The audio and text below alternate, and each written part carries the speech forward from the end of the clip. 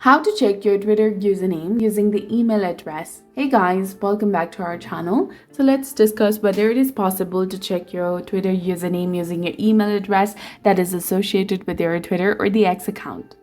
So for that, you need to go ahead and open your Twitter application. Go ahead and try to log in with your existing account. So in this tab, you need to go ahead and tap on Forgot Password. Enter the email address associated with your account, and Twitter or the X will display a partially hidden username, example @NE and ** or any other characters, and this should help you recall your full username. And you can also try logging in with your email. So go to the login page, enter your email address and password, and if the information is correct, you will be logged in and your username will be displayed.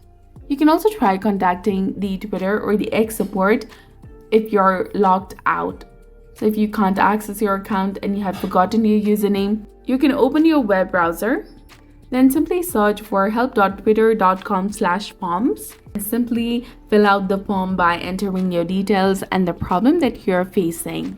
So that's it for this video. I hope you found this video helpful. If you did, please like, share, and subscribe. Thanks for watching, and we'll see you again in the next one.